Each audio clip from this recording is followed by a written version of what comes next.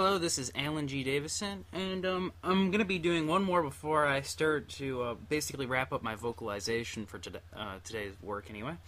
And this is a little bit different than my normal work. This one is based off of my inspiration, some of the different things that were actually going through my head when I originally created this story.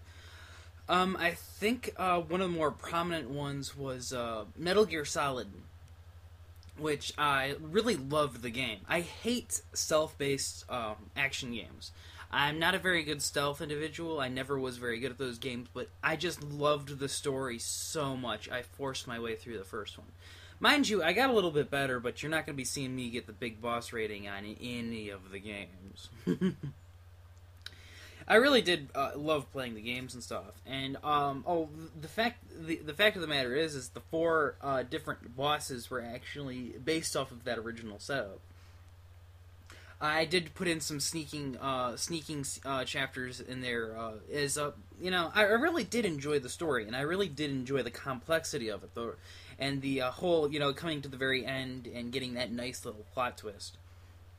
I really did like I really did like the work on those games, and I kind of was a little disappointed when I heard that he didn't consider it art, which is kind of sad considering how beautiful a lot of the games actually are.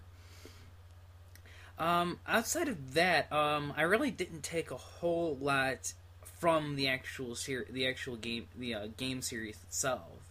I'll admit that I really wanted to have my own amazing plot twists and stuff like that which we, but other than, maybe bits and pieces here and there, I really didn't take anything from the actual series itself. I was just more or less inspired by it.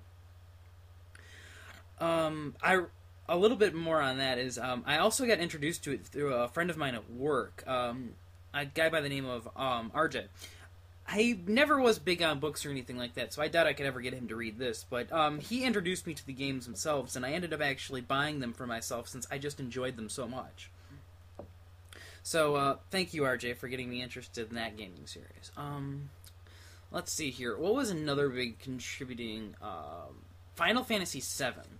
That would be my very first RPG that I ever got involved in, kind of like a lot of different people probably out there today. And I really did love that story. I really did. Again, I didn't really take a whole lot from it. Maybe a couple of basic attack ideas, or something like that. But to be honest, I didn't really take a whole lot from that one either. In fact, I keep saying I've been inspired by these things, but let's be honest, my story doesn't really have any of these things. But I really did love that. To this day, I think is the only RPG I've ever actually managed to finish. I tried to play 9, I tried to play 10, I tried to play 12, 13. I just never finished any of them, mainly because of my own dislikes for them. But that's not entirely fair to people who do enjoy those games. So I'm going to stop right here while I'm ahead and just say, yeah, Final Fantasy VII, the only one I beat. I really liked it. It inspired me. Moving on. Another one that, this one's not a video game. This would be, I was a really big, I am a terribly big fan to this day of Samurai Jack. And if I was ever said, hey, would you like to work on Samurai Jack? I'd be like, yes! But in all due respect, I really did love that show growing up. Mind you, I was a big cartoon fan when I was actually growing up, but Samurai Jack was the only one that I would literally beg my mother in order to let me actually watch every Friday night on Cartoon Fridays. That was the only one. That was the one that I had to watch every single episode for. That was the one that I had to see every single time. And I just loved the crap out of my Samurai Jack. Man, it was the shit. And I have gone on record and actually admitted to saying that I considered it perhaps one of the most perfect cartoon ever. Now, mind you, I still love me the Looney Tunes, Ed, and Eddie, all those old, all the old '90s stuff like the Batman the Animated Series. But Samurai Jack just brought something to the table that none of the other shows really did, and in the sense that it could be a comedy, it can be endearing, it could be action. I loved the action. Oh man, I just loved the fight scenes. I enjoyed the Scotsman, and it really does go to show to the actual quality of the work when you can have only two reoccurring characters and maybe only a few minor characters and still be able to turn out 4 seasons worth of work. I envy the people who worked on that project, because in my opinion it was my favorite. It was the one project that I really wish I was old enough to have been at the time to have been able to, try to work, at least try to get some work on that one. I was greatly depressed the day that they took that off the air. It was a sad day indeed. Outside of that, I didn't really take too much inspiration. I took a lot of inspiration for anime in the style, the writing and stuff like that, and how the overall story worked. In fact, if I ever had the opportunity or was ever asked, I wouldn't mind actually doing it in an anime-esque style for whatever it is somebody wants to use it for, to be honest, because that was sort of my mentality, was that even now I've always been a big fan of anime. And the sense that it's not just for kids, that it's also for adults. I mean, to be honest, I actually did watch anime before I even knew what it was called. I watched bits and pieces of Inuyasha. I watched Sailor Moon when I was growing up a little bit, and Dragon Ball Z, though my mom would never let me watch Dragon Ball Z. I had to sneak that one. Said it was too violent for my little sister. Yeah, that's why I grew up to be the key golden boy, and my sister is the freaking troublemaker as all hell. Something wrong with that statement.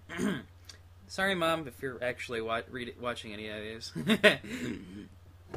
Anyway, that was some of my more favorite ones. I didn't really get into it. I didn't become a real fan of anime until I got interested in Naruto, and that was sort of my gateway drug. After that, it was Bleach. I tried One Piece, but it just didn't click with me. I couldn't get it regularly, and I really don't feel like going back and reading 400 and freaking chapters of One Piece just to get myself caught up. So yeah, that was also when I started doing more heavily into fan fiction, was because of Naruto as well. Most of my work is Naruto related in that department. Anyway, if I really, I'm going to dig a little bit deeper here into, like Beautiful Mind territory in terms of stories. I was always interested in creating my own twists on things.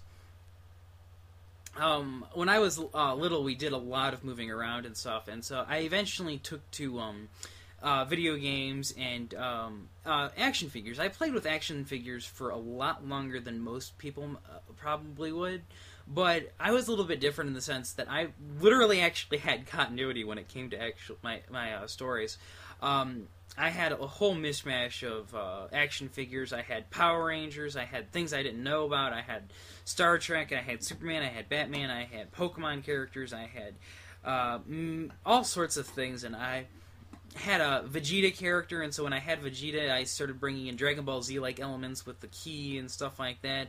I had Spider-Man, and he had the ability to use ki and stuff like that, and I had giant action figures of Buzz Lightyear, and he would be evil, and I was always coming up with some new crazy story, and surprisingly enough, I went between my grandparents' house and my regular house, and I had different action figures set up there, and so I involved Bionicle. I really did get convoluted in the sense that both, despite the fact that it was two different houses, I would have two ongoing stories going at the same time. And, well, mind you, I would, of course, never be able to keep everything straightened out, and I would eventually just reboot it, so to speak, for my own sake. And that was perhaps the origins of my storytelling, is because, I entertained myself with a bunch of action figures. Let's see here. If I were to go back go back even further, I suppose you could say, we had like those silly adventures in the back at the out in the woods in the area, and we'd always come up with stupid things that were apparently chasing us and stuff. But yeah, when I really started thinking about it, I always sort of thought to myself, why didn't I think of becoming a storyteller or a writer or something like that sooner? Because all the signs were there. I was a heavy reader. I really I got into Harry Potter in middle school. I kept up on my action figures. I was getting into more story-driven entertainment. That's actually why I really liked BioWare for the longest period of time. I'm still kind of ticked off about that Mass Effect 3 ending. Was because of the story. I wanted choices. I wanted to control my fate, so to speak. Which is why I never really was all that big on platformers or anything seriously action-oriented. Except for Halo. I'm a big fan of Halo as well.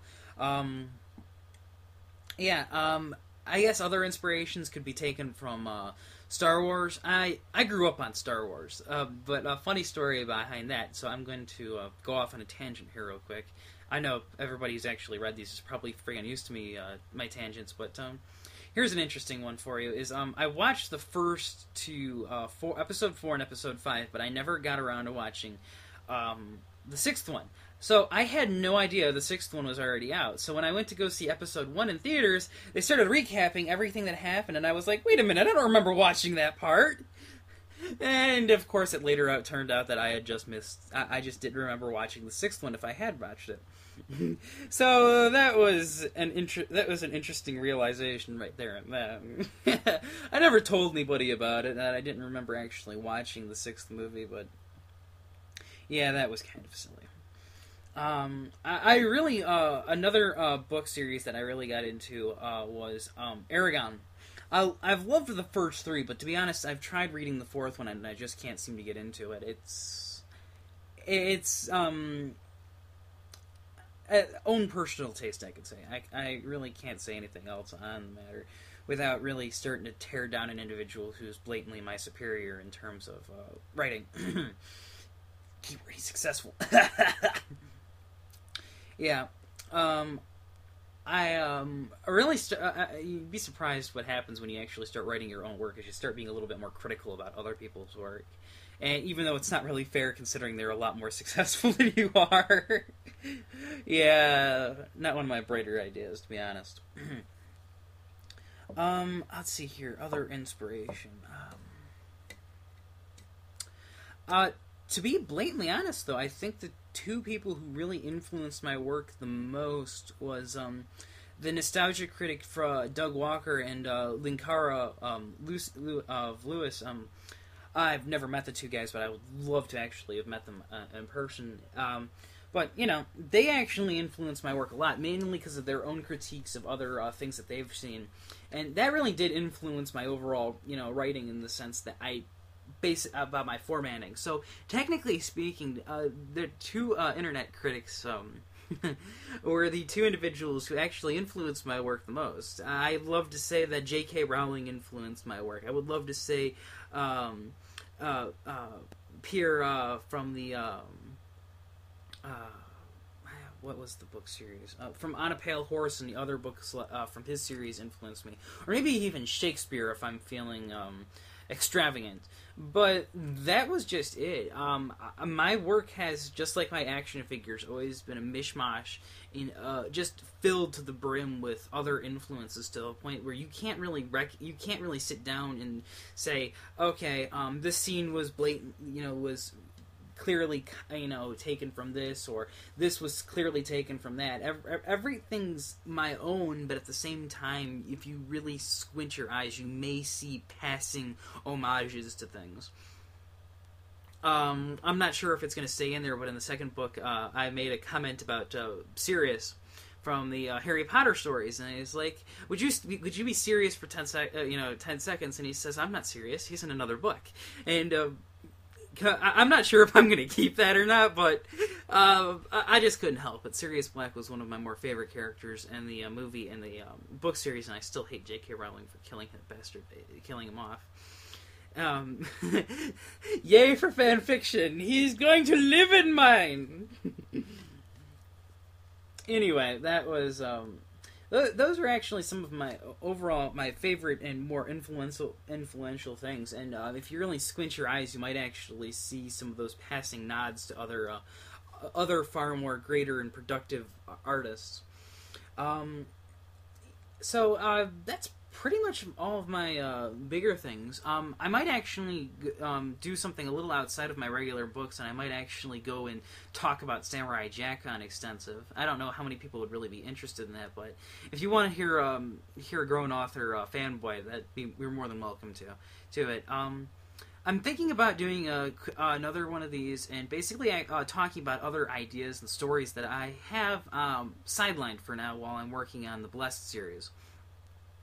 So anyone who's actually interested in those as well. I think this is going to be my last one for a while, since I'm not quite sure if I'll have anything to talk about, at least for now. I might actually start talking about the second book, but it's not out yet, so I'm going to have to sidetrack that one. Well, so outside of that, though, I think I'm pretty much wrapped up. I've talked about everything that I really feel like I need to talk about. Well, that's all for now. Alan G. Davison out.